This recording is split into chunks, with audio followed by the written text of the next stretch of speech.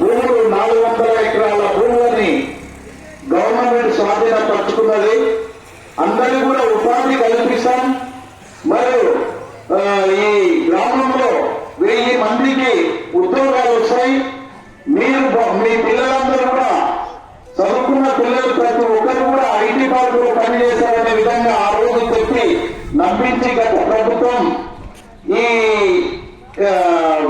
ఈ భూమిని తీసుకోవడం జరిగింది. కానీ తీరా చూస్తే ఈ అమర్రాజా ఫ్యాక్టరీ తిరుపతిలో ఎన్నో సంవత్సరాల నుంచి నడుస్తున్నటువంటి ఫ్యాక్టరీని వారికి రాను అక్కడ ఉండే జనానికి విపరీతంగా రోగాలు మరియు వాళ్ళు చాలా బాధతో పడుతున్న సమయంలో హైకోర్టును ఆశ్రయించి వాళ్ళు అక్కడ ఫ్యాక్టరీని రద్దు చేయడం జరిగింది.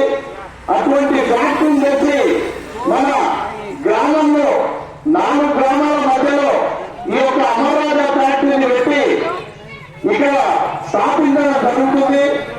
ఈ స్థాపించే సమయంలోనే మనం అందరం కలిసికట్టుగా ఈ అమర్రాజా ఫ్యాక్టరీని ఇక్కడ నడవడానికి అనుమతులు ఇంతవరకు కూడా అనుమతులు ఇవ్వలేదని తెలిసింది. అంటే అప్పుడు గతంలో దౌర్జన్యంగా ఏదో ఈ యొక్క శంకుస్థాపన ఒకటి జరిగింది కానీ అనుమతులు రాలేవు అనేది తెలియజేస్తున్నారు.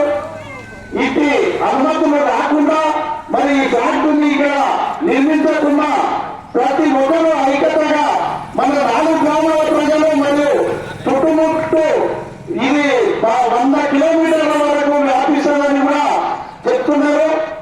అందరూ కూడా మన మహబూబ్ నగర్ చుట్టుముట్టున్నటువంటి గ్రామాలు కూడా సహకరించి ఈ యొక్క అమర్రాజా ఫ్యాక్టరీని ఎత్తివేయాలని ఈ మన ఎదుర గ్రామంలో 28వ రోజు నిరాహార దీక్ష కొనసాగుతూనే ఉంది. ఈ 5 రోజుల నుండి 4 రోజుల నుంచి మాత్రం ఇక్కడ 2, 3, 4 ఈ రోజు 4తో నిరాహార దీక్ష ప్రారంభమైంది. ఇంకా ప్రతి ఒక్క ఇట్లే ఆ కంటిని ఎత్తివేసే వరకు కూడా ఈ గ్రామంలో అందరూ కూడా నిరాహార దీక్ష కానీ ప్రాణాలు